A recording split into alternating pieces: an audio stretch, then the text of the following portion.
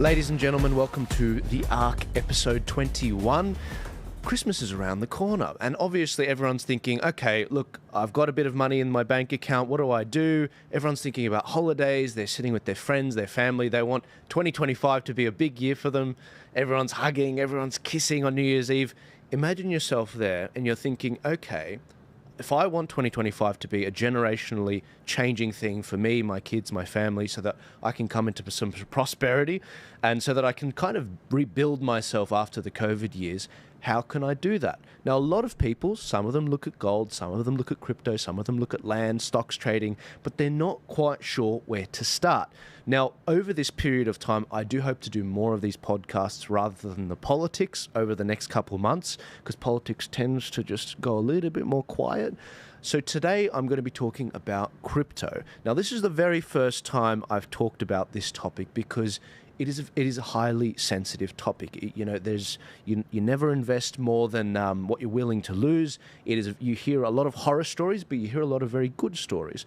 Well, to help me meander through this particular topic, I've got Bisher from Stormrake. Stormrake is a company that is actually a portfolio management company with regards to cryptocurrencies.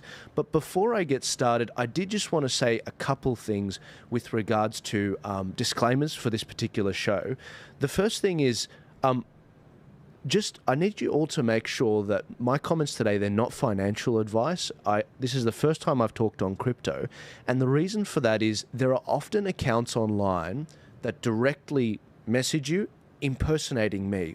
This happens with people like Graham Hood. It happens with Bishop Murray. I will never message you directly and sell you something in terms of crypto. The only time I'll talk to on crypto is a video of me like this, and it'll be by me sending you to people like that are professionals, like Bisher from Stormrake. But today is about education. It's about better understanding the topic. It's basically a crypto traders thing for dummies. And I'm really hoping to give you guys a lot more optimism about 2025. Because what's been going on in America since Trump's election has been huge. We've been seeing Bitcoin go up 10,000 every week since the win of Donald Trump. It's cracked 150,000 Aussie dollars per one Bitcoin. And we're seeing a lot of exciting news breaking. Trump's looking into having a strategic Bitcoin reserve, having potentially 1 million Bitcoins in the US reserve, as almost like with the central bank over there. This is going to be really interesting to see where things are going. And a lot of people are taking another look at it. Are we seeing legislation come down the pipeline? Are we going to see cryptocurrencies become more of a stable sort of asset with regards to storing their people's wealth, or a place to actually build generational wealth? That's what this podcast is about. So if you're at all interested in Stormrake, click the link in my bio. You can create a new account with Stormrake.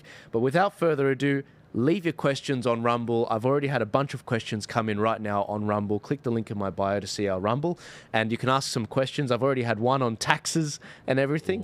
Never ask your crypto broker about taxes. That's right. That's a bad choice. Amen. Well, look, Bisher, mate, please tell me what got you into cryptocurrencies. We're going to go through everything here, but I'm really excited that you're joining me finally in studio. Absolutely. Mate, tell me about yourself. Tell me about Stormrake and what got you into all of this. Awesome. So my journey in cryptocurrency goes back about 8 years now. I got stuck into it in 2016. I come from a foreign exchange trading background, so I traded FX pairs like Aussie dollar, euro, things of that nature. And that gave me a really good education on financial markets, but all fiat currencies are destined to fail in some capacity. And so it's, you're just trading pretty much one worthless fiat currency for another. What is 0 divided by 0? It's still 0. 0 times 0 is 0, right? Because there's zero value in all of this stuff. So it was very hard for a lot of people, because I was an FX broker, to try to price and value these things. They'd use things like macroeconomic indicators, technical charts, indicators, but they were never really able to get ahead. And so I was online on forums, always looking at ways as to how can I be more successful trading FX? I want to give good trade ideas to my clients. And I kept coming across Bitcoin on online forums, talking about what you should be trading if you're looking for volatility, if you're looking for growth. So I started going down that rabbit hole. Initially, I myself was very dismissive of it. I'm like, who wants to go into a magical internet money that's just like backed by nothing. And then I was like, you know what? It's actually not backed by nothing. It's backed by this entire, energy infrastructure that's required to mine Bitcoin. So I was like getting more and more down the Bitcoin rabbit hole, if you will. And so I did my first investment back in 2016. I moved into the industry as a crypto broker in 2019. It was a very easy transition, moving from foreign exchange brokerage to crypto brokerage. And ever since then, we've been building up the Stormrake crypto brokerage for the last 5 years, which has been simply amazing to kind of see how that's been going along. And now what we do is we help our clients buy, sell, and swap crypto, similar to the way you'd probably deal with the crypto exchange. But rather than going down a platform route, which everybody has a platform these days, you came with me to the crypto convention. Yeah, over the weekend. It wasn't that huge. Few thousand, what was it, 15,000 people or something? Yeah, 10,000 people. Nothing crazy. Just nothing 10,000 crazy, people. just 10,000 people. It was awesome. It You had bull riding, you had people hitting the hammer, there was these giveaways. It was an amazing conference. And I think, as you said, it was a little bit more bustling this year because Bitcoin had cracked 150K. Correct. So it was the bull run is happening, and obviously we're going to see some massive continuation of that in 2025. More on that throughout the show. But really what it came down to is that we don't want to have another platform available in the market. I want to be different in the sense that I want to provide a service, right? Because, back in the day, your father, my father, our grandfathers, they would have traded using a stockbroker by picking up the phone or sending them some sort of letter. And it's just old school, right? Of course, we want to be able to make sure you get in a timely manner. So my team is online 7 days a week, 365 days a year. Crypto is the only market that never stops. So when the rest of the global financial markets goes to sleep over the Christmas period, cryptocurrency is still going to be humming and running, right? So it's incredibly liquid and it's always available, which is what I love as well. And yeah, so for us at Stormrake, we provide a service where you can just simply pick up the phone or send us an email and we can purchase your assets, or we can sell them, send it back to your bank account, do all kinds of things there. And we're going to get to that in a second, but one thing that's very unique about Stormrake, guys, that you don't see with other, because you're like, okay, well, why Stormrake, Joel? One thing I love about Stormrake, correct me if I'm wrong, is you can actually convert your crypto directly into gold, right? Correct. So most people, they would have to go crypto into their bank account into gold. And you're like, no. Crypto directly to gold. Correct. And yeah, tell me about that, please. Yeah, I'm glad that you even you're such a sponge. You remember everything. I say one throwaway comment and you retain it. So thanks to my good mate Sam from Liberty Bullion. He owns a bullion dealer in Melbourne. We were able to have one of the first facilities in the country where you can convert your cryptocurrency into precious metals and your precious metals into cryptocurrency without having to touch a bank account. Wow. So really awesome stuff. I love this because we want to move away from the banks. I despise them, right? I'm happy to put that out on record. That's a winner for the audience. Yeah, They'll be like, I love this guy, Joel. Where did you find Bisher? Like, mate, Lebos. Yeah, we travel in a gaggle. I don't trust them, and this is what's really insidious is that you work incredibly hard for your dollars, right? That they just print, but they tax you on it, and then what they can't take from you in taxes, they take away from you in inflation, and then after whatever pittance is left over, the bank tells you how, when, where you can spend your money, which is absolute insanity to me. So, yeah. And by the way, just to go on the, and again, this isn't your shtick or your crusade, but I'm sure you agree. Like, who is the World Economic Forum and the banks? They're starting to bring in these targets. Like, you can only have this amount of money spent on meat a year. You're only allowed this amount of travel or one flight per year. I mean, these things are actual targets with the 2030 agenda that they're heading towards. Right. And there's a lot of people in our audience, pretty much everyone in our audience, they're like, I don't want you telling me what to do with my money. That's my money. Correct. And to make matters worse, in the Australian context, and I've talked to the audience about this, we have had situations where people have tried to transfer large sums of money for business transactions, especially people in the gambling industry. And the banks are holding it up because of anti-money laundering laws. And this has now started to... See, I'm very passionate about this. Yeah, as you should be. This is people's money. And they're like, that's my money. You're not allowed to get in the way of my business that's doing a very normal trade, plumbing or whatever, and not allow me to actually... you hold up these transfers for up to 2 months. I was talking to a friend over at Fundo. He does lending services, short-term lending services. I went to school with this guy who was 3 years above me, Bisher. And on the podcast, he said to me, Joel, our bank account's about to be closed down because of these anti-money laundering laws that came into effect this year. And the banks are over-correcting. So that is sort of the backdrop with regards to people being sick of the government, being in their lives. And it sounds like from a capitalistic perspective, you guys are all like, well, here's a potential solution. This is what we're doing. Crypto directly into gold, and we'll manage your crypto fund. I think it's brilliant. I take my hat off to you, man. I appreciate it, man. And the great thing about what we do at Stormrake as well, guys, is that we provide full self-custody services as well. So if you want to use us as your custodian and you want to hold your assets with us, I'd be privileged to do so. We hold about $100 million worth of client assets at the moment as a custodian. But if you want to withdraw and you want to hold your Bitcoin, your crypto assets in your own private wallet, you can, right? This is the beauty of BTC. This is the beauty of digital assets, is that it's sovereign money. So what you've got in a bank account, ladies and gentlemen, it's not money, it's currency. And you do not control that currency, right?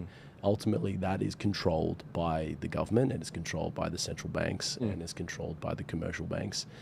You do not have any control of that currency, right? You don't have a control of anything. And so even though you can log in and view your balances, that's about the extent of it, right? Whereas with Bitcoin, it's true sovereign money. It is the what's going to liberate us in the next 50 to 100 years. And of course, in that, you are going to become incredibly wealthy as well. So it's got that upside too. But it's insanity in the fact that people think that what they have in a bank account is money. It's not. It's currency. And you don't control it. You don't own it. You need to get onto a Bitcoin standard, because that's the easiest way to liberate yourself from the shackles of a government, from the shackles of government overreach, or you know, the government is actually one layer. Then you've got obviously WEF and all that other stuff on top of it, central banks. That's the easiest way. You just got to vote and opt out with your wallet, because the longer you remain opted into the system with Aussie dollars, US dollars, you're just destined and setting yourself up for failure, unfortunately. Bisher, let's take a step back. There's going to be people listening right now, and they're like, all right, Bisher, I'm with you, mate. This is perfect. Here's the problem. This is exactly the sort of thing we need, and this is the potential solution you've put forward. I don't know anything about crypto. What the hell, isn't Bitcoin crypto? Isn't the same thing?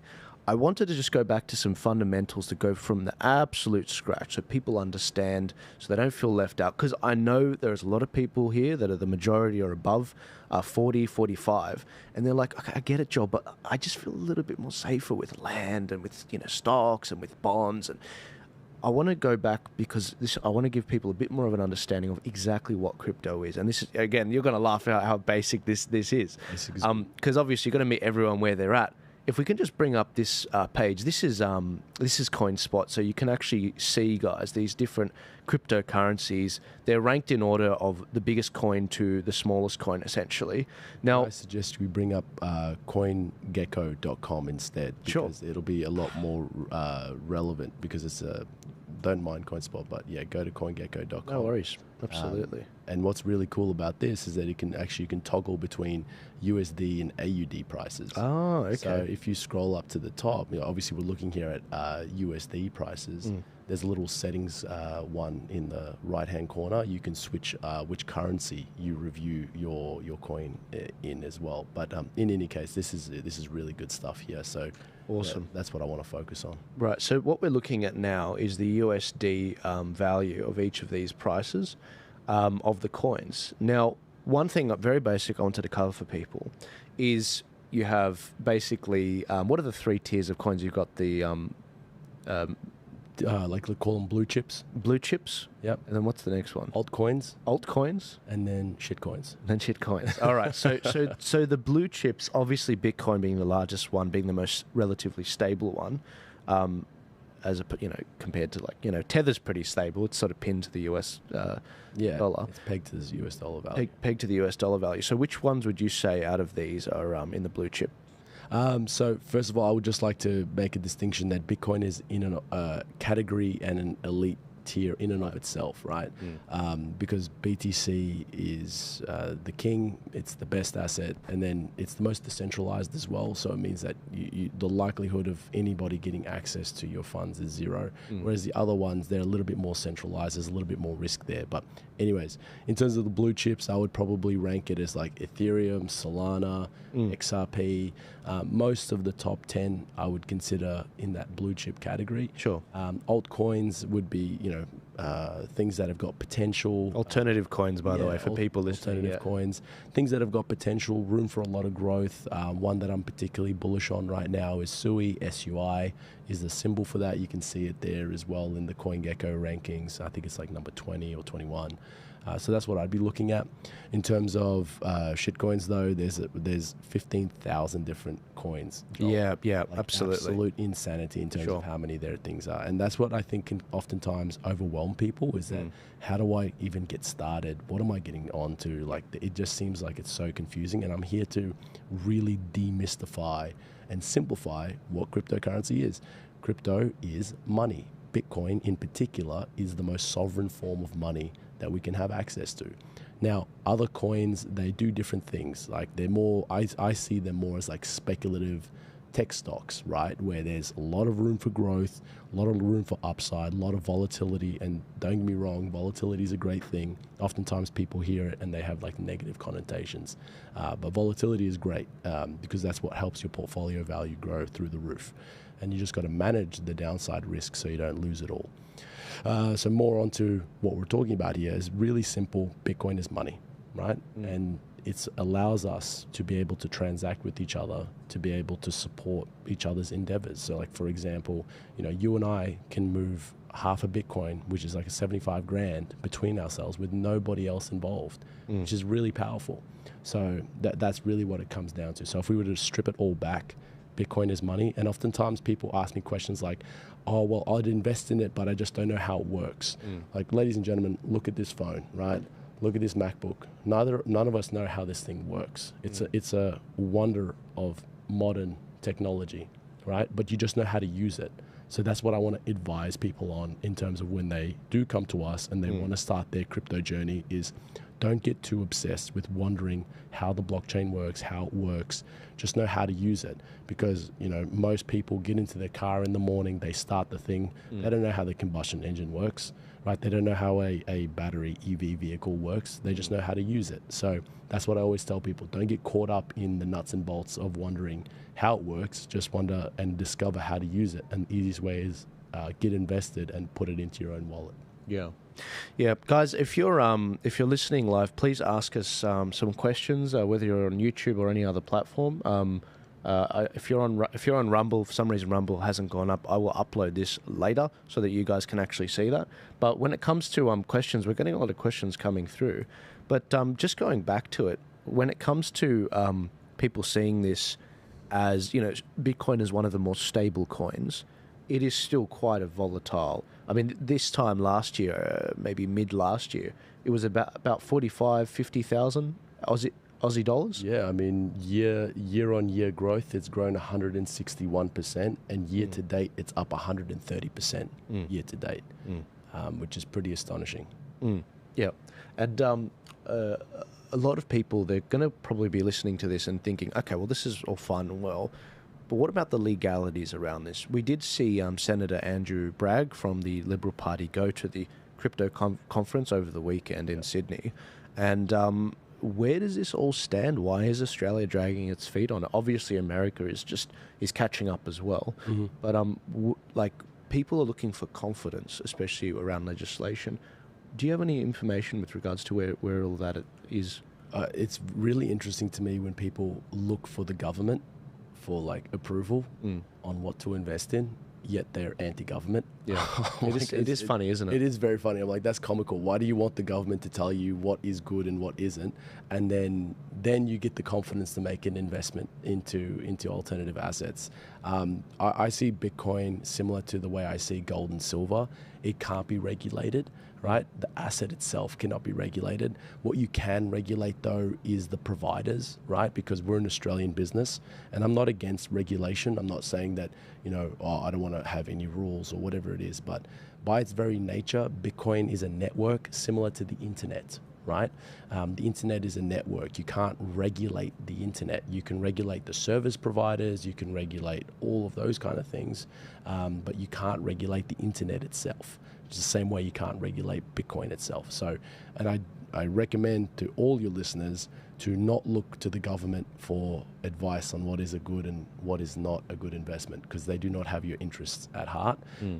So yeah, just thought I'd put that out there. Yeah. The reason why there's a lot of, I guess, dragging your feet is that it's very hard to categorize this asset class, because it's got properties similar to currencies where it's got a means of exchange.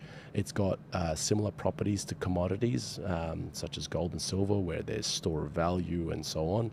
And then it's also got like equity-like or asset-like properties where there's sometimes yield that can be generated off these investments, which are obviously got their own risks. So there's multiple categories in which this asset could sit in, but it at the same time, although it does touch on all of them, those potential categories, it's still its own beast. So that's why it's a bit hard for the government or any regulator to try to regulate this. But again, guys, do not look to your government for investment advice and approval on what is and what isn't a good investment. Bitcoin is money, and it's the most sovereign thing you can own in your investment portfolio, second to probably gold and silver. But still, the main point that I'm trying to make is that yes, there's a lot of risk involved, and there's a lot of volatility, but risk is a good thing. Volatility is a good thing, right? I don't want people to get concerned by it. You can't get, like Bitcoin, for example, in a 8-year period has gone up 150x in 8 years. Okay, you put $1,000 Aussie in, you're sitting on $150,000 right now. And even if you invested 2,000 Australian dollars a month into Bitcoin over 8 years, you'd have now close to 3.2 million Australian dollars. And that's just at $2,000 Aussie a month. So don't get concerned too much about the volatility. And I certainly wouldn't want to get too concerned about the government regulators, because although we as a business have to be concerned about it in terms of what regulatory requirements we need to make, what we need to meet, that's all on us, and we will meet them whenever the time comes for us to abide by any sort of regulatory framework that comes out. I welcome it, but at the same time, for most investors, BTC is a perfectly safe asset to invest in with no issues. After the US election, we saw this story drop from Trump. I mean, obviously, there was the story about Trump going to the Libertarian Conference. He actually said to them, look, I am totally against central bank digital currencies. I don't want to see it. He wants America to be the cryptocurrency capital of the world as well. And he also, more recently in the last week, basically made the point that, he believes there should be a Bitcoin strategic reserve as a game changer to protect America and its financial reserves, rather than having, the sort of central bank. It sounds like he wants to get rid of the American Federal Reserve, which is kind of an interesting, comment to make. It's an interesting story to follow, that's for sure. But I sent you something on our messages.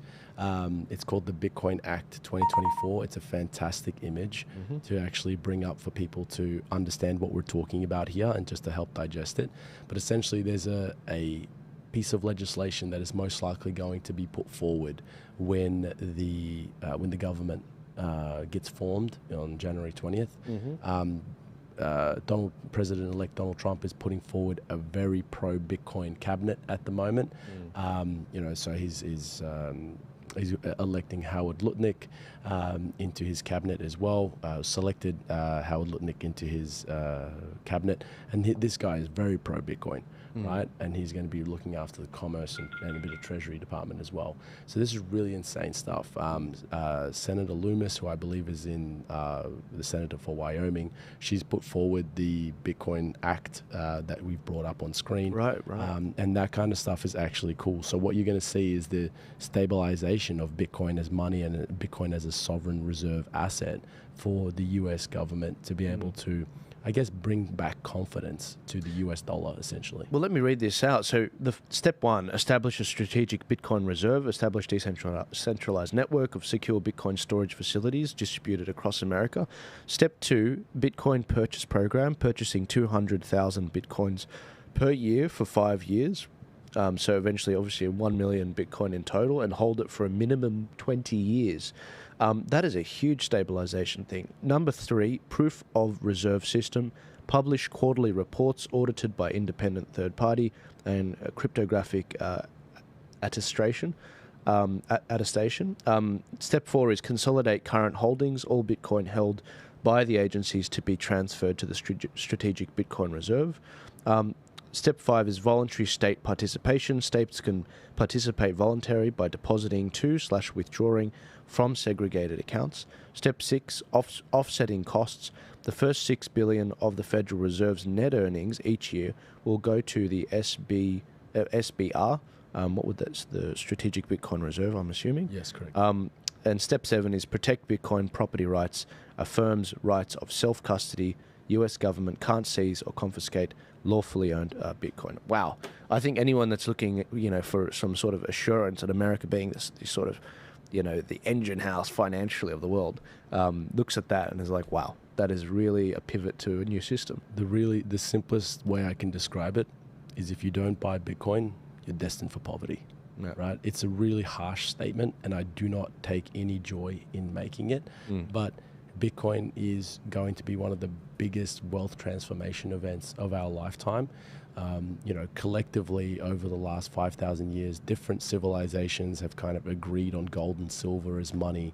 You had, Chinese societies, Arab societies, you had European societies across different times and eras, all kind of coalesced around gold and silver being money, right? And that's how we saw value for a very long period of time, and I still see it like that. But Bitcoin, it's becoming that kind of collective understanding of value, which we had all kind of agreed upon 5,000 years ago, in different ways, shapes, and forms. So this is really interesting stuff. And what we're seeing here is the US is kind of just recognizing how inevitable Bitcoin is. And again, you got to understand that for the US government, the main thing that they're trying to do by forming this Bitcoin reserve isn't to just, pump up the price of Bitcoin. It's to actually bring in and shore up confidence in the US dollar. Because when the US government seized Russia's foreign exchange reserves during the outbreak of the Russia-Ukraine conflict, that was the first time in history where a world superpower, which has control of the world reserve currency, had then seized another nation state's foreign exchange reserves. Like even, for example, when the British and the Germans were destroying each other in the Battle of the Somme during World War I, their foreign exchange reserves were not touched, right? So that goes to show you how important it was not to mess around with other nation states' financial assets, even though that they were, in a full-blown world war, and there was a lot at stake. So this was a pivotal moment in world financial history, and a lot of people a lot of nations, I should say, not people. A lot of nations were looking to de-dollarize and wanted to move away from the US dollar. Whether you're looking at Gulf states, whether you're looking at China, whether you're looking at the BRICS nations like Brazil, Russia, India, China, they wanted to move away from dollars. This is the easiest way to bring confidence back into the US dollar, is to be backing it by Bitcoin, which is this sovereign neutral monetary network. And amongst other things, of course, the value will go up because they're looking to buy 200,000 Bitcoins a year. The Bitcoin network can only produce 140,000 Bitcoins at current rates. If it was to go full hog, it can only produce 140,000 Bitcoins over the next couple of years. So one buyer, the US government, is going to buy up more than the entire network can produce, just one buyer. There's not enough supply to meet the demand. Therefore, basic economics 101, price moves up to service higher demand and a fixed supply asset. This is nuts. Ramy, did you have something to say? I was just wondering about China and the BRICS. Are they thinking about Bitcoin, or are they thinking about a digital currency, maybe something of their own? I don't know. Well, the China already has the digital yuan. That's already exists for now. However, China in 2021 banned Bitcoin mining and Bitcoin transactions.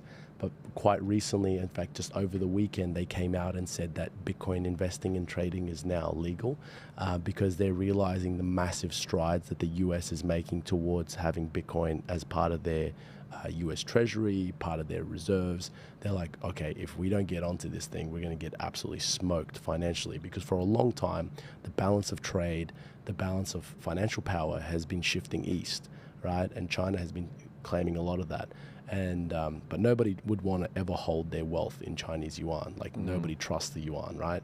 So the easiest way they can kind of go up and continue to remain relevant on a global financial scale, outside of being a manufacturing power center, they can actually go out and also adopt a similar standard. And now all of a sudden you have nation states competing to buy Bitcoin. So I like to try to explain it in like a couple of year cycles, like 2017, 2018, when I was really into it, when I was first like properly getting into it. That was the time of like individuals and retail investors getting into Bitcoin and crypto. Then 2020, 2021 rolled around. That's when Wall Street and major financial institutions started to come into Bitcoin and crypto. Now in 2024 and in 2025, we're starting to see entire nation states get involved. So you can see every 4 years, the level of participation is increasing, going from the individual on Main Street to the institutions on Wall Street, and now to nation states in massive centers such as DC and Beijing. So yeah, and all you have to do to be able to participate in this incredible financial revolution is just have a couple of stones and go out and buy some Bitcoin. Again, everyone that's listening and hearing all these ringtones come through, it's because we literally had a big conference on the weekend. Bisher, I saw him working the people coming across there on one of the more quiet days, but day one was intense. Yep. It was like 50 people at one time, basically, around the stall, talking to him and the team there. But if you want to create an account with Stormrake, click the link in my bio, click the link in the description, and get started. Now, let's go to that. Yep. Let's go to that. Let's say that I'm like, okay, Joel, makes sense. It sounds like, there's that sort of assurance. It sounds like there's, 200,000 Bitcoins every year from the US government is nuts. And everyone else piling on top of that as well. Yep. And the institutions that will also pour on top of that as well. And obviously a lot more talk from superannuation funds looking at it as a more stable sort of asset. It's like, okay, there is a generational shift here. There is a huge pivot financially here. And we're about to see a lot of big money, smart money jump in. I mean, I would argue the smart money is already in there. But there's a lot of big money, institutional money that's about to jump in on this thing. Let's say it's, all right, Bisher, all right, Joel, I'm in. Let's do this thing. Here's 100K, just because it's an easy number to work with. Here's 100K. I go to your website. I create an account. And what value does Stormrake bring to my portfolio? Why am I better off not just dumping it into Bitcoin and doing it myself? Well, you could always do it yourself. I never say that you can't do it yourself, but look, it's a new asset class, and as a broker, we want to be able to provide our clients with a level of professional services that they just wouldn't otherwise do it, right? If, for example, the lights are a bit flickery and they're going out in your house, you're going to call an electrician, you're going to get a professional to come in and fix that up, right? You're not going to go out there and do it yourself, even though you might potentially watch a YouTube video and go, hey, this kind of makes sense, I might be able to do it myself. You're going to hurt yourself potentially. And we've heard countless horror stories of people trying to do it themselves, and then they end up losing their entire investment, and then they reach a conclusion that crypto is a scam, right? But all that they did was just, invest the wrong way, or they didn't hold their private keys correctly, and just, becomes a bit of a nightmare. So what we want to provide as a Stormrake crypto broker is a full end-to-end service for you to be able to buy, sell, swap, And then if you want to withdraw and you want to hold your assets in your own Bitcoin wallet, you certainly can. This is the beauty of what we provide. We just provide you a handheld white glove concierge service right up until the time that you choose to complete the transaction and choose to withdraw. Withdrawing doesn't end our agreement in terms of how we can serve you. So let's say you open an account, thanks to Joel's link in the show notes. You get that all up and running within less than 24 hours. I encourage you to do so. We charge a 2% transaction fee to do business with us. So on a $100,000 investment, we'll retain $2,000 for services rendered, and you'll walk away with $98,000 worth of Bitcoin. The reason why I'd want to do it with us as opposed to an exchange is that exchanges, even the major Australian ones, they charge a massive spread, a massive price markup. I'm just going to bring this up here because I want to be able to talk some numbers for the audience, right? So that way you know that I'm the real deal. So for example, right now, the spot price of BTC AUD is about 148,477. Whereas if you look at a major Australian exchange, I won't name names, they're showing about 150,997 at the moment. So that's the price that they're showing. And if I look at that compared to where we are now, and I go up to 150,997, 1 second, here we go, ladies and gentlemen, they're charging about a 1.75% spread, plus they'll charge you commission on top of that. So again, massive price markup. You're not getting the actual best execution price. Whereas what I provide, you don't even have to take my word for it. I'm sure you'll come to know that you can trust everything I say, but you don't have to take my word for it. You can log in or check out most Australian exchanges. What price are they showing you for Bitcoin AUD? And they're charging anywhere from a 1.5 to a 3% spread or markup on the price. Whereas I don't do any of that. We charge a flat commission, so you know exactly what your cost of business is going to be when you come to us. Plus, we look after this, the whole transaction for you. So rather than giving you higher prices and a poor quality of service or a lower quality of service, we give you the best execution price and a full handheld service. So that's why people would want to come to us. And then we can help you manage the sale so that if there are any assets that need to be sold and end up in your bank account, we can do that for you. And we've got a suite of 1,000 different cryptos that we can help you build your portfolio around. One of the obvious things I can see is it's nice to be able to pick up the phone and talk to someone. 100%. Especially in a digital world, there's no one to talk to. Especially with something so finicky like wallets and keys, you want a guide to do this, and it's also professionally you want to have someone that can actually run that through. Do you guys actually hold that as a service in your own wallets, or? So there's two ways you can choose to work with us. You can either choose to custody with Stormrake, and you can be one of 3,000 clients that and about $100 million worth of assets are held with us. So that's perfectly fine. Now, if you wish to withdraw, it's super easy. It's super straightforward. All you need to do is just give me your public wallet address. You send it over to us. We send you a test transfer first and foremost to make sure that you've sent us the wallet correctly. And then once you confirm it's received, we send the full balance. And we process tens of millions of dollars worth of transactions per day with no issues, because of a really thorough testing process. And my clients also have a bit of a mixed approach where they will start off, custodying with Stormrake for 6 months, a year, just to kind of, get the exposure, because the time is now. I don't want you guys to get stressed out about, what am I going to do? How am I going to hold it? Which wallet am I going to use? And then never make an investment. That would be a disaster. I'd much rather help you guys get allocated, get invested, and then later on down the road, as you've learned how to set up a Bitcoin wallet on your phone, which takes you less than 2 minutes, so it's easy to do, then you send me your public wallet address. We can transfer your assets to you, no problems. And this is the beauty of BTC and other digital assets, is it reaches final or instant settlement within seconds or minutes. Whereas if you go and sell stock in your stockbroker's account, right, it takes sometimes 2 or 3 days for the funds to settle and clear into your account. It's T+1 or T+2 when they usually clear and settle, whereas you can reach full and instant finality of the settlement into your account with us within less than 24 hours. I had a gentleman come to me recently who wanted to take some risk off the table. He wanted to sell $1.2 million AUD worth of Ethereum. We did that for him, bang, and it was in his account within half an hour. So I've seen this. Yeah, I've seen this. You don't have that kind of level of service and accessibility in any traditional financial services. You mentioned bonds before. They're a garbage asset. They're trash. Do not hold bonds. Yeah. That is not financial advice, though. You can do whatever you want. Of course. And that's why I'm really bullish on this space, is that I know how quick and easy it is to get access to financial wealth, and these assets can move at breakneck speed to be able to, for you to do whatever you want to do with them. Absolutely. I was going to say, going back to the 100K example, for example, it's like, okay, no worries, Bisher, here's 100K. 98,000 will be traded, on my behalf. Me as the sort of, obviously the person that has the money and is giving it to you and whatever, to what extent can someone say, Bisher, I don't want to see this money for 2 years. To what extent can they say, I want you to do a stable approach with the trading, or I want there to be more of a high growth, higher risk approach? To what extent do you guys offer that as a service? Yeah, so we provide tailored insights, advice, strategies to our clients that can help you achieve your goals. But if you're coming to me with like a self-managed superannuation fund or a trust account, family trust, I would definitely be advising and recommending that you hold Bitcoin predominantly, because Bitcoin is a perfect asset to hold in a retirement fund.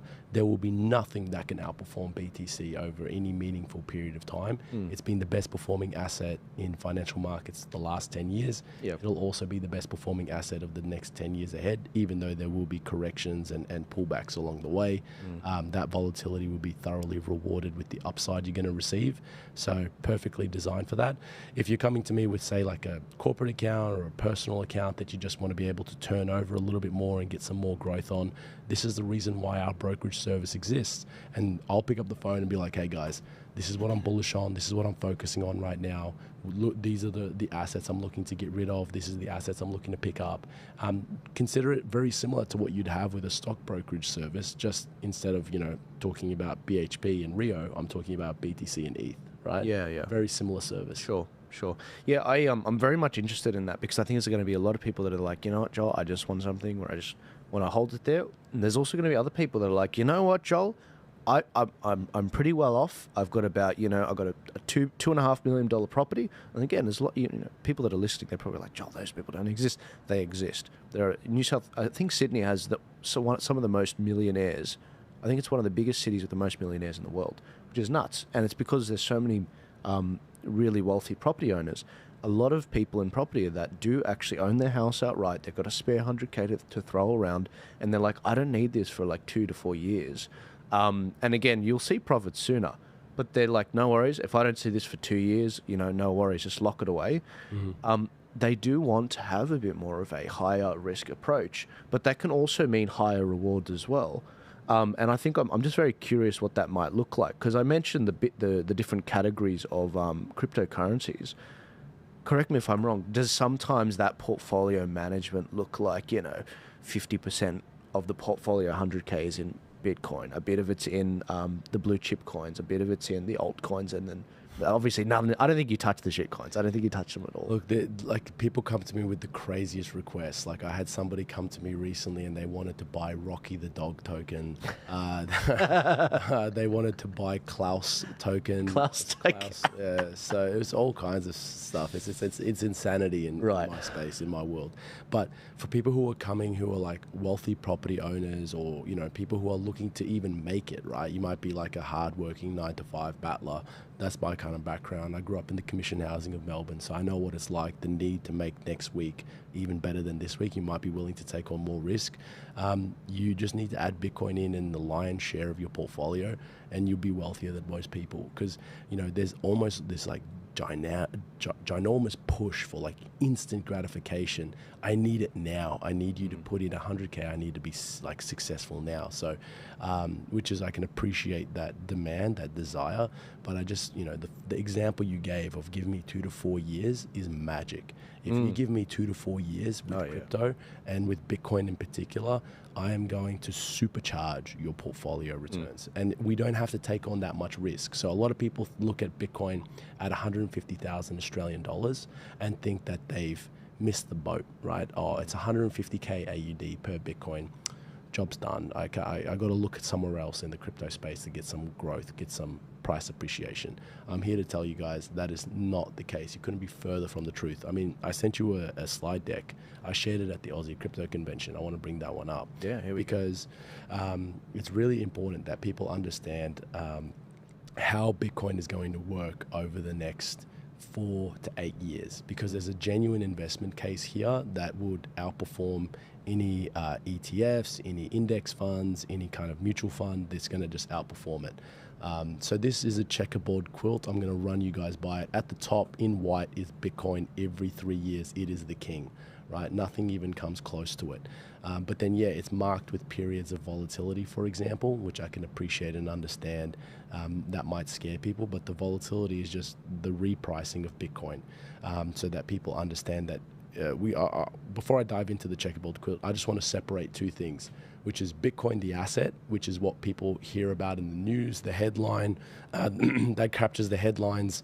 That's Bitcoin, the asset. That's the price chart that people are always referring to. Bitcoin, the network, is one of the most sovereign things on the planet, and it can't be controlled. And for anybody who says, oh, Bitcoin's a Ponzi or Bitcoin's a scam, that couldn't be, you're incredibly wrong. Reason being is that Bitcoin works whether it's got a price of $1, it'll work at a price of 10,000, 100,000, a million, and if it goes from 1 million to 500K, the network still works. There's not a single Ponzi scheme on the planet that can have multiple 80% drawdowns or corrections in price and still recover, because the asset price is separate from the network.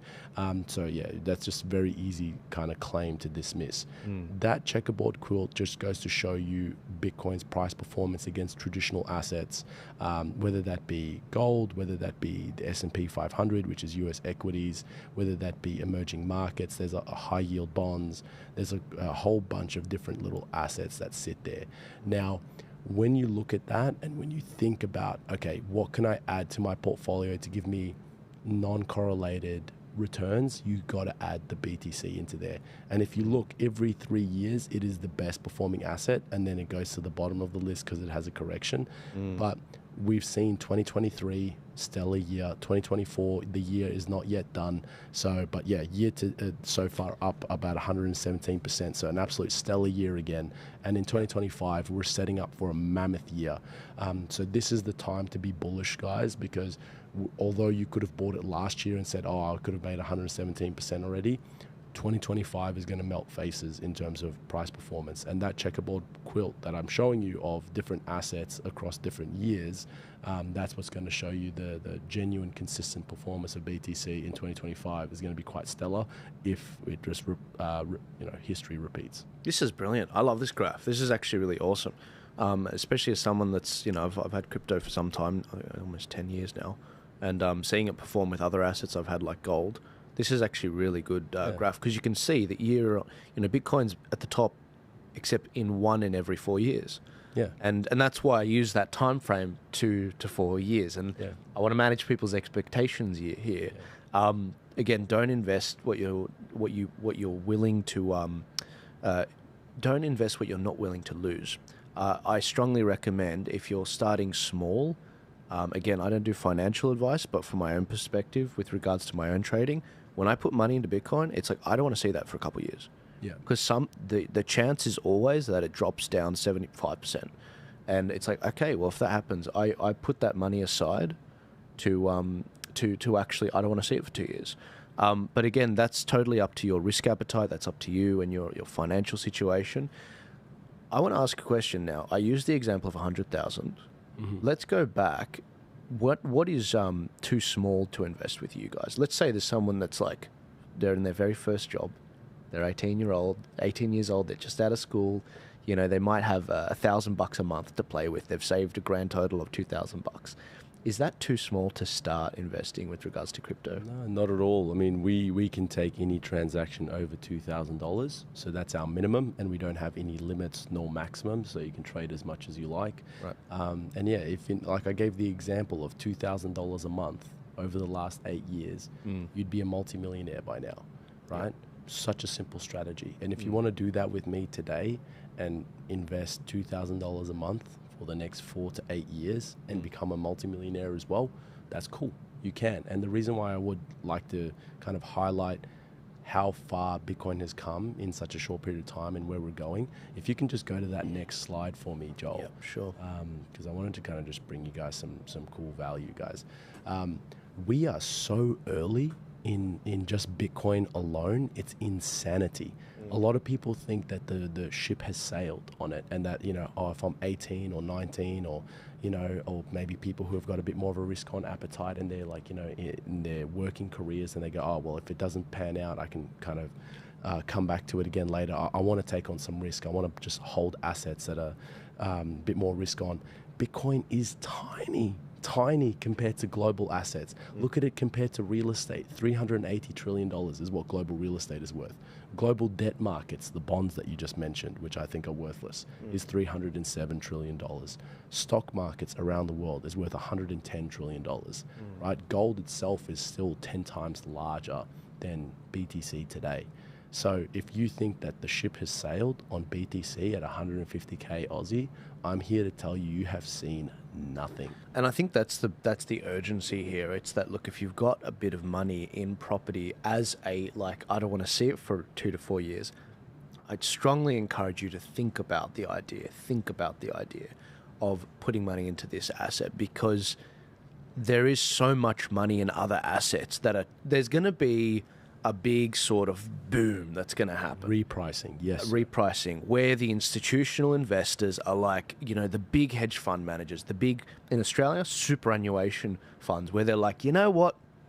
We got 100% of our money in traditional sort of investments for people. And sure, there's a little bit of risk averse, but how about we just put 1%, just 1% of the investment funds that we have into just Bitcoin. Forget about the crap coins. Just Bitcoin. The trillions of dollars that would then pour into Bitcoin would be nuts.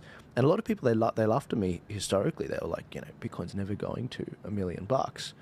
And I'm like, it's not a question of if, it's about when. Yes. Now, that could be in a year, that could be in 5 years, 10 years, but it's about when. And that's what's really encouraging about this, because Bitcoin going to that amount of money, we're talking about 10x, 100x of your money, depending on how early you go in. Yeah. And so I'm very, again, I've been doing this since 2017, guys, not as long as yourself. We came in around the same time. I was 2016, right. And so right. within a year of each other. So yeah. Who cares? In a bit, I'm going to go through a good story and a bad story of my own experience with Bitcoin, which I think will give you guys a bit more perspective and context with regards to cryptocurrencies, the good, the bad, and the ugly.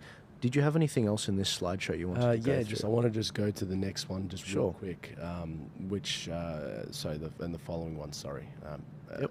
And the next one, sorry, my bad. That's all right. Okay, this is the magic stuff that I wanted to talk to you guys about. Now, us Aussies, we love our property, mate. We love property. We're addicted to property, mate. Yeah. We love it. We really do. But Australian property market has been in a 40-year bull market, propped up by a bunch of central bank intervention, backed by a bunch of government incentives. All kinds of things has propped up the 40-year bull run in Australian property. Yeah. Right? I'm here to tell you that, especially for millennials and Zoomers who feel like they're priced out of the property market and think that, how am I ever going to do this? And unless you go to the bank of mum and dad, that you're never going to be able to afford a home. And that if you do somehow scrape together a 10-20% deposit on something, you're going to be indebted for the rest of your days, paying off a mortgage that you genuinely cannot afford. I've got the solution for you guys. I've got the solution for you. Here's what you do. 10 years ago, it took you 3,000 Bitcoins to buy the average Australian home in suburban Sydney or Melbourne. Right? Brisbane and Perth are a little bit under that as well, and Adelaide a little bit under that, about 900K. Today, it takes you around 6 Bitcoins. At the time of that chart being created, it was 9 Bitcoins. Hang on. Bring the chart up. Right. So 1,000 Bitcoins. 3,000. 3,000 10 years ago. Yes, sir. At that very peak right there in 2014. Yep. And now it's 6, sorry? 6 as of the time of speaking, yes. That's insane. All right, That's insane. There's this, That's but, insane. at the behest of probably sounding like one of those infomercial guys. But wait, there's more. Right, here we go, boys. Shoot.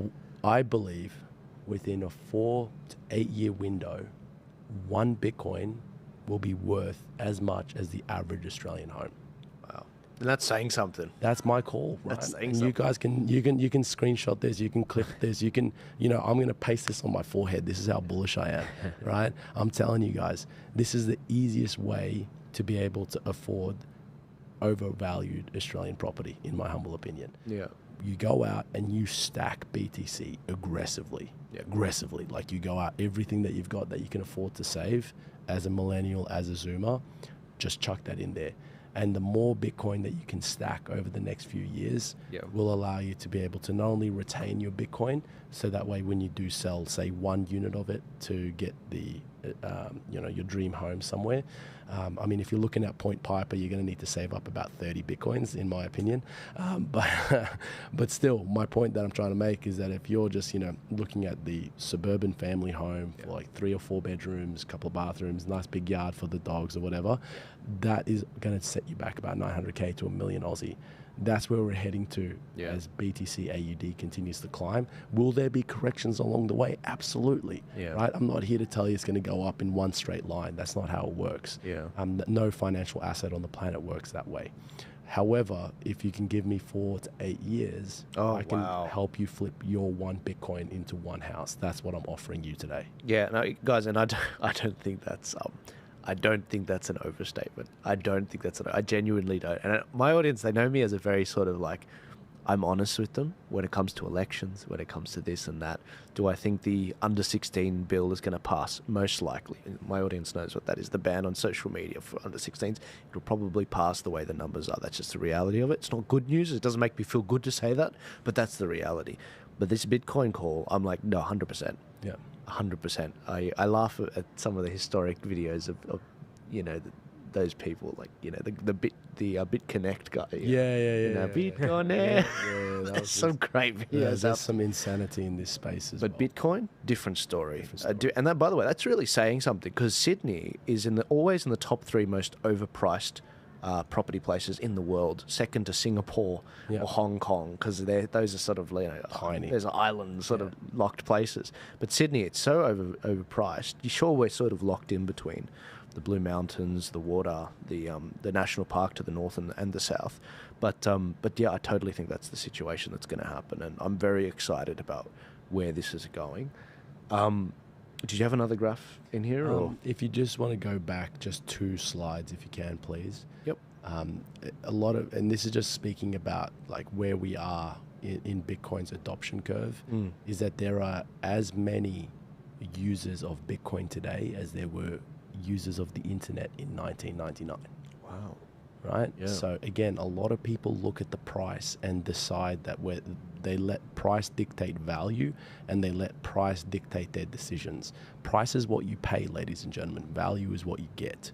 And Bitcoin, it is incredibly young. It's only a 14-year-old asset. Yet it has had similar adoption curves to the internet, just a little bit faster. And the reason that is the case is that the internet didn't have the internet to grow. The internet network that we all plug into every day, that took time. The infrastructure took time to build out. Now that infrastructure is built out with deep sea cables, satellites, cellular towers, all kinds of things that we have, that entire global infrastructure that allows the internet to, be as easy as connecting to a McDonald's free Wi-Fi or whatever it is, that took time to build up. Bitcoin doesn't have that issue because it can just leverage off the internet, right? And that is so powerful, is that you are now coming into an asset class that had as many users today as the internet did in 1999. So that growth curve is going to be insanity. Could you imagine what Bitcoin's price is going to be in 20 years from now, when Bitcoin is as prolific and as ubiquitous as, say, the internet is today? You could easily have a $5 million, $10 million AUD price on BTC and then you would no longer be pricing things in one Bitcoin because it would just be too large. You'd price things in Satoshis, which is the smallest way you could represent a Bitcoin value. People think that they need to buy one Bitcoin. That's not the case. You can buy fractions of it. And then, it wouldn't surprise me within that 20-year period that when you're going down to your local Woolies or your local Coles, that you'll see the Bitcoin price of, a loaf of bread or, 2 liters of milk, for example. I'm going to go on to some personal stories, but did you want to? Are we done with the? We're done. The we're PowerPoint, done. mate. That was awesome. That's actually really awesome. You gave the presentation of these slides and a few more at the conference, and wow, a lot of energy at the conference. A lot of people are excited. It's the first sort of conference where the timing of the market's been really, really positive. Yeah, that's right. After the election of I went to the President Trump. one in 22 and 2023. Yeah. No one was there. It was just me and a bunch of other crypto bros just walking around. It was just like the same 20 people. I'm like, hey, what's up, man? I haven't seen you in like a little while. And now was the first time where I had people that I didn't even know like rocking up. It was really good to see. So we're still very early, ladies and gentlemen. We're still very early. You're a pioneer, mate. You're a pioneer. Look, I wanted to give people a bit of two stories, and they're both mine. One is a horror story with crypto, and one is actually a very positive story, and where I've reaped the benefits of it. The first one is, look, I first started to get into crypto after that big pump in 2017 with Bitcoin, and a lot of hype, a lot of people getting around it. I was in my second year of uni, and I was like, all right, I'm working construction, I'm paying my taxes, I'm doing my usual thing by the book. And when it comes to the portfolio I'd set up, I started listening to some YouTubers and sort of listening, okay, maybe I should diversify my portfolio, and started setting up wallets and all that. All in all, over the course of about a year, I put about 10 to 15,000 into crypto, and I started day trading. Yeah, which, and Bisher is laughing because he's like, mate, big mistake. So the net loss in all of that is I ended up losing like 10 grand. I was emotional about my trading. I learnt a lot. I learnt a lot about the emotion behind trading, when to put in and when not to put in. I learnt a lot about the FOMO feeling, the fear of missing out that a lot of people get when they're like monitoring and they got notifications on their phone and whatever. The net result of that was I lost 10 grand back in 2017, 2018. 10 grand I really needed. I then was like, okay, crypto is not backed by anything. It's not good. It's not this and that. Started looking, I bought into gold and I just sort of put it there and I forgot about it. And then then it spiked again. And I was like, I took another look at it. I started following it. I didn't put money into it until last year. And I realized that there's actually a skill set with regards to this. There is a skill set. You shouldn't be monitoring the crypto markets every day. If you're monitoring it, if you're emotionally trading, you will make a mistake. Not you might, you will make a mistake. And that, I consider that 10 grand very well spent. It was like I went to a trading school and I had to monitor the news and monitor my emotions. I got to know myself really well. But the net result of that was, I lost 10 to 15K. Now I'm telling that to people so you guys get, no bull crap here. That's what your experience will be if you actually try to do this yourself without any guidance whatsoever and just following YouTubers. So I've been there, I've done that. The positive story is last year, I did a bit of trading. I had a bit of, I started to slowly dip my toe in the market. Someone donated to me a Bitcoin. They donated a whole Bitcoin back when it was 45,000 mid last year, early to mid last year. And with the knowledge that I had, I was like, I know where the market's going. I know where things are happening. And with the knowledge of the my own emotional state with regards to trading, over the course of June last year till March this year, I traded that coin. And as you know, Bitcoin reached 110,000 Aussie dollars over that period of time. I bought and sold it just in little bits. I pretty much only set and forget it. I sold little bits off when it was at the right moment. Over the course of that coin's life, I sold it at $105 out of it. That's $105,000 is the value I got out of it. And the peak price in that period was 110,000. Now you're probably listening to that and you're like, that's a pretty good job, Joel. That is partly how I was able to afford this setup that we're sitting in. Love that. I don't have it. I'm looking to get more Bitcoin, but the point is that's how, what you guys are enjoying here, the studio setup, what I've been setting up, the office, the war room. It wasn't just from your donations. It was also from my knowledge of crypto trading and being able to build what you see around you. And I've wanted to hold off on telling you about this because I want you to have the right guidance. Because as I said in the first example, you can have a real horror story with regards to it without the proper guidance. I don't want you to go through what I went through, where you might not put 10 grand in or 15 grand in like I did. You might put 100 in. You might put $1 million in. That'd be and nice. Try and day $1 million in. But then try and day trade it. Don't do that. Well, So- congratulations, man. You've really shown what the power of Bitcoin's all about. Like this is, congratulations, dude. That's really impressive. No, look, and as you know, man, look, I'm hoping to, I'm hoping to put a lot more into crypto. Unfortunately, for my sake, Bisher remarked to me yesterday at the conference. He's like, Joel, throw everything you've got into Bitcoin. Now's the time. And I want to. Don't get me wrong. I really, really want to. But unfortunately, the last this year has been nuts. I was just doing an accounting of all the. I was just talking to Ramy about all the achievements we've done this year with regards to. And one line is like an election. So there's about 15 major achievements we've had this year, including obviously all the libertarians we got elected in New South Wales and Victoria and local elections, the misinformation bill, the submissions we all did, the defeat of that, all these different skirmishes around. There's about 15 major ones this year.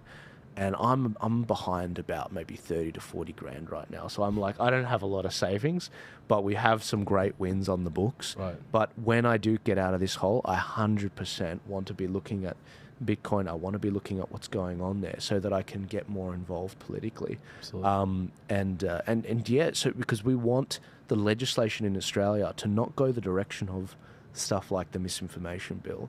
We want it towards individual liberties, freedom. We don't want this sort of legislation like we saw with the Anti-Money Laundering Act. We want to see freedom with regards to this stuff. So that's why I want to connect everyone with Stormrake, because you guys are very much experienced hands. You've been at this as longer than I have, and you've got a great team around you, many of whom I've actually met. I've met 3 of your colleagues. Nice. And they're great people. I met the traders. They're very competent people. They're always traveling around Australia. I'm really looking forward to it. And you don't have to just be in Australia. That's right. To have your services as well. Correct. Mate, did you have anything to add from that little rant? Oh man, I'm so happy to hear what Bitcoin has done for you, because like for me, it's given me a business, it's given my family financial freedom. My wife doesn't have to work. I retired my mum a couple of years ago, and as any Lebanese man should, we should always retire our mothers. They shouldn't be working. So I did the right thing. She doesn't have to work again, which is awesome. God bless you, man. That's awesome. Yeah, and that's thanks to BTC, you know what I mean? And it's like, this is the financial revolution I'm talking about. And the fact that you guys, amongst others, like, Tim from Beat the Reset is a near and dear friend of mine who was, war gaming against the misinformation, disinformation bill. He actually got us connected in the first place a few months ago, which was awesome. So shout out Tim from Beat the Reset. And look, at the end of the day, we're here to help liberate people. Bitcoin is freedom money.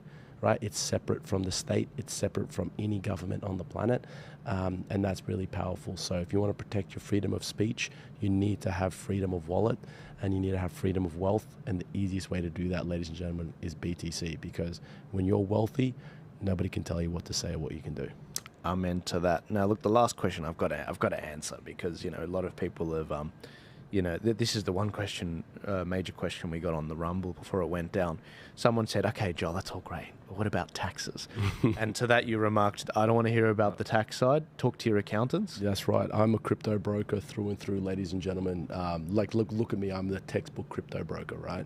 Yeah. You don't want to have me as your accountant. I can recommend a few names if you want a tax specialist who works in cryptocurrency, specializes in cryptocurrency tax.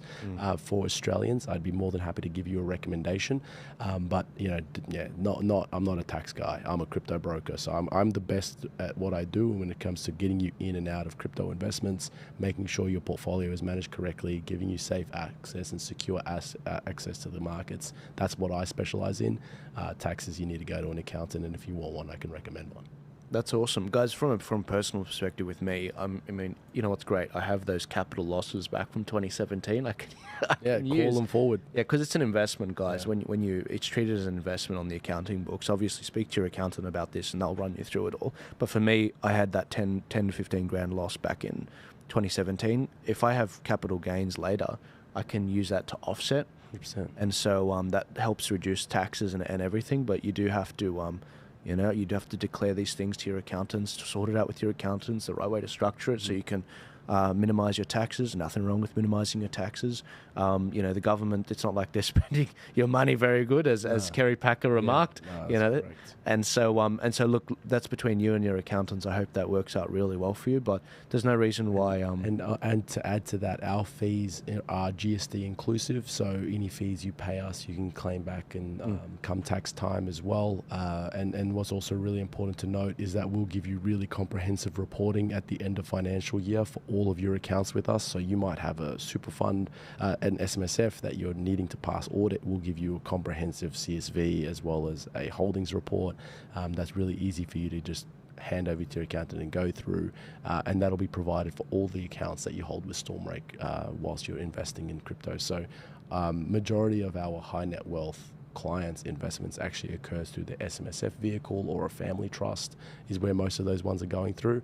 We've had no issues passing audit through all of them.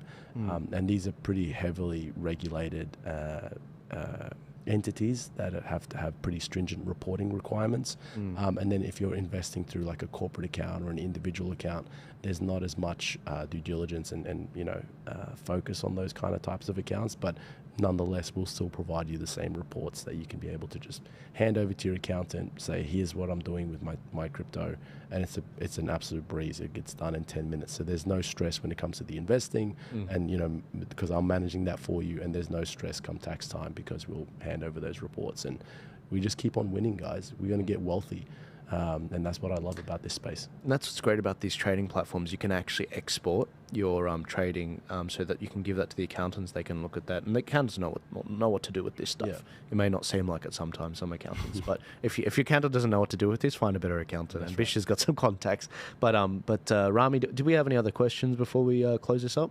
Most of the people were just asking about the accountant stuff. Yeah. Well, I've got actually a horror story to share. Yeah, mate, shoot. How about that? So back in the day, when I used to shop online, I didn't feel safe to use my own debit card to purchase things online, and I ended up buying 77 Bitcoins. Oh, nice. Yeah. I actually a bit more than that, but I ended up. Well, my brother ended up convincing me that I should use these Bitcoins to subscribe to rapidshare.com. Oh, it's now gone. Well, what was left of it? Just pretty so much you paid for it in Bitcoins. Oh, man. What was left of it, which was pretty much nothing, ended up giving me $5,000 worth of, or $10,000 worth of IOTA and Cardano. One went down, one went up. Right. And I gotta, and this is why I think this podcast is important, is that eventually I was very close to 70x my $10,000 investment that was left over. But I listened to a friend. Never do that. Listen to a professional. Yeah. I got a pulled rug, whatever these things are called. Yeah. Rug got pulled out from under you. Yeah. So I went from about to make a lot of money, to pretty much lose a lot of money out of pocket as well. So always listen to a professional, I guess. I'm into that. I appreciate that. I mean, and this is the thing that I always try to advocate for, is that people come to me as a crypto broker, and I'm really glad that you shared that story, Ramy. That takes a lot of courage. That they want some sort of get rich quick scheme. They want to like, come to me and they'll be like, oh, I can buy this and I can make a 20x overnight. I'm like, I'm here to tell you that BTC is going to give you a 10 to 20x in 4 to 8 years. You just have to be patient, right? And that is the hardest thing for people to just actually sit on, is that patience level. And as a professional investor and trader, and somebody who's built a business around this, my job is to help you not make the mistakes that countless investors make when it comes to this space. I need you to just get out of your own way, and just having that other person on the other end of the line where you can pick up the phone and be like, is this a good idea? Is this a bad idea? Does this make sense? Yeah. That soundboard where you can have somebody who has been in the trenches for close to a decade now is so important. And I want to serve you guys. I want to make you guys wealthy, and I want to get your wealth outside of the Aussie dollar. I want to get your wealth outside of the system, so that way you can be truly free, truly wealthy, and truly liberated. That's my job. That's my mission. Absolutely. And you're always across so many different cases and stories, and you've been in the industry for we'll be coming up on 8-9 years now. But again, the amount of times for me where I mentally had to work through that and emotionally had to work through that, because it's an emotional thing, trading, and be like, oh no, Bitcoin's dropped from 25k, back when 25k was the high. It's dropped from 25k down to like 5k. Oh, I should sell out now, and because it might go lower to 1k. It's like, no, don't sell. Hold it. This is why I say the magic number, 2 years. Just when you put it in, you set and forget. Set and forget. And having that person, because I'm not going to pick up the phone, guys. You don't have a phone to just pick me up. I don't get I'm not here as your crypto broker. That's where you can talk to these guys. Going to be like, no, this is totally normal. I've been through this myself. This is what we do in this situation. We're going to do this and that. Or you're just going to set and forget. This is why it's really handy to pick up the phone and someone can walk you through that emotional response. And that's the thing about government and the whole COVID thing. It was through the emotional response that they were able to bring in totalitarianism. It was through the emotional response of, your grandma's going to die, this is going to happen, that's going to happen, or 9/11. Oh, 9/11 happened, we have to invade a freaking sovereign country. That's how these things happen. It's when you're in that state and you're not in that stoic, in control, in your power sort of state that that bad decisions are made when you're like that. And that's what this is about. This is about individual freedom. It's about empowering you through your money, through freedom of speech. And so, obviously, we've gotten on like a house on fire ever since we met. And I'm just really glad we could make this happen, man. I really am. So look, if people want to open an account with you, click the link in my bio, click the Stormrake, open an account with Stormrake. You'll see our link there. That'll actually help us with the show as well. We get a little kickback from that as well. But above all else, I want you guys to get control over your money. I want you to start investing in your future. I want 2025, 2026, 2027 to be big years for you and your family. And I want you to pass that knowledge on to your kids in this crazy world which we're coming up to. And I want you to be powerful. That's awesome. And just a quick little note on that link. Joel is a master negotiator. This is why he's going to have a fantastic career in, making sure the politicians, agree to his wishes. He did twist my arm a little bit and say that, we got to look after the community here that follows me around, and I get to take care of them because I love my audience. We got the discount rate of usually it's 3% for our brokerage rate, but we've knocked it down to 2% for Joel and the community there. So we really love you guys. Appreciate you giving me the time and the platform to chat about what I love most, which is Bitcoin. And because of your masterful negotiation skills, you're too kind. We've gone from 3 down. We've gone from 3 down to 2% on the brokerage rate, and that's all you pay when it comes to transacting with us. Sign me up. God bless you. God bless you guys. Thank you so much, guys. I love you very much. Again, this is Ramy's last podcast for the year. He will be back with us next year. I will keep the podcast going while he's gone. But Ramy, thank you so much. I hope you have a good holiday. Oh, thank you. Merry Christmas to everybody and Happy New Year. Absolutely. And Bisher, thank you for coming in. Can't wait to have you on again. Thanks for having me, sir. All right. I'll see you guys later. Ciao.